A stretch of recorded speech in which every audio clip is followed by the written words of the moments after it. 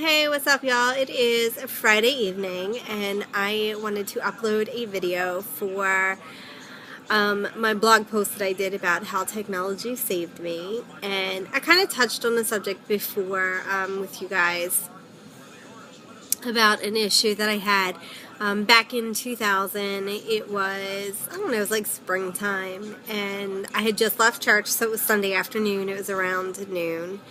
And I decided to stop at the local Walmart and go to the McDonald's there. And I went to go get something to go.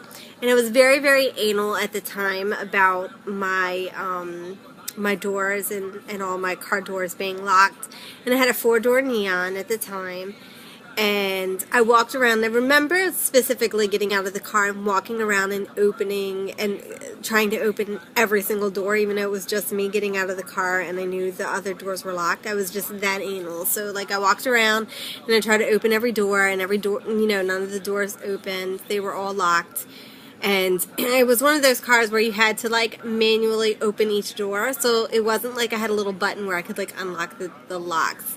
So anyway, so I went into McDonald's, I got my food, and I left. I was probably inside for maybe 5-7 minutes, like, tops. And then I got in the car, and I pulled out my cell phone, and I went to call my boyfriend, now my husband. And when I did, I pulled the phone out, and I backed out of the parking space while I had the phone out, and my back door flung open.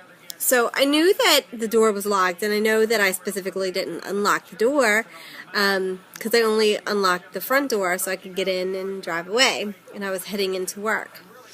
The back door flew open. I stopped the car, I got out, looked around, and was just kind of like, well, that's weird. How in the world did my back door fly open? Shut the door and started to drive away.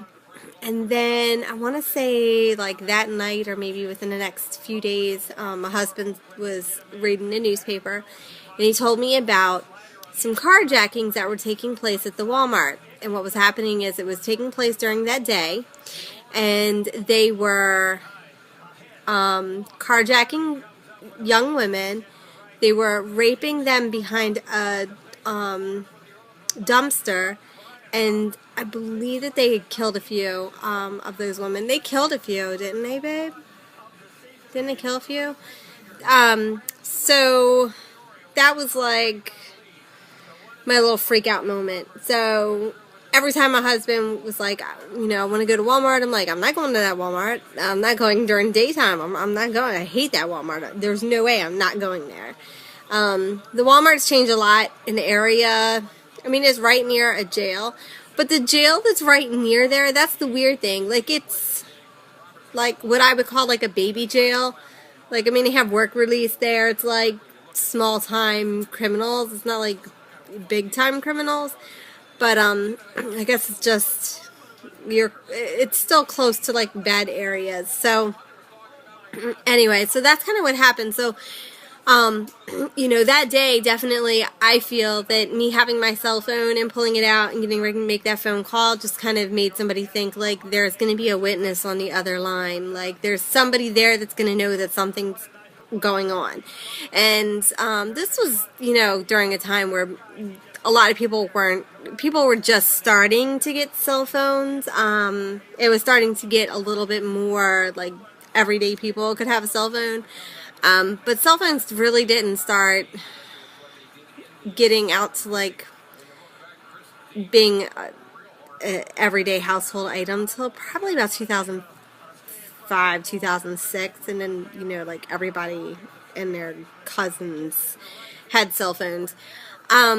So that was one thing. And then the other thing, too, that, I went through where technology kind of helped me was when I was dealing with my daughter running away. And anybody that's been following me for a while knows that my daughter does not live with me. Me and my husband are childless, other than our Chihuahua. But, my daughter ran away from home, and I found out that she was staying at her father's house. We went to court. And when we went to court, we were in Annapolis. And the courthouse in Annapolis, Maryland, is right around the corner from some really bad neighborhoods. Like you can go, you can turn one way and you're in a really nice neighborhood, and you take one wrong turn and you are in a not very good neighborhood. So regardless of what was going on between me and my daughter, and the stress that was kind of happening at that time, she's still my daughter, and definitely was kind of like freaking out about her missing. So technology, once again, played a major role, because I had stressed my concern on Twitter, and I had some friends within, the DMV, which is DC, Maryland, Virginia, that were tweeting about the situation, and then also Facebooking about what was going on, and just trying to locate my daughter. And then, of course, like on Facebook, there was a group that you could post different things, like this is, there's an accident here, there's this going on. So I posted about my daughter, and I had a lot of people searching for her, and ultimately she came home. Long story short, she's not here, but definitely technology played a major role in that.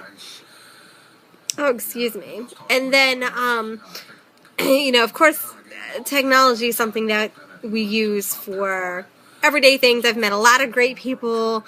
I've had a lot of support for my competitions and my weight loss and everything through social media. I use social media on a daily basis. And my husband has just really recently started using his advanced device. He's had an advanced device for probably about like a year and a half, but he didn't really start using it until recently. And then within less than 30 days, he got an iPhone. So we're starting to use his iPhone a little bit more. So I downloaded Instagram for him, and he has Facebook, which he started his Facebook page last Thanksgiving. So he's getting more into it, and that's really good. And there's a lot of things that we do via the social media and with the advanced devices that are really good. I mean, we're able to, of course, use the maps, traveling, and I can send him whatever shopping list that I have. So there's a lot of good things, but definitely I wanted to just kind of come on and talk about how technology has saved me. Those are two major things that have happened in my past that I can really think about, where bad things could have happened either to myself or to my daughter, and luckily with the help of other people, we were able to, and with technology, and the people that I've met through social media and through the technology that's available, we were able to, make a bad situation a little bit better. So that's it. I'm going to sign off for the night and relax. I'll see you guys later.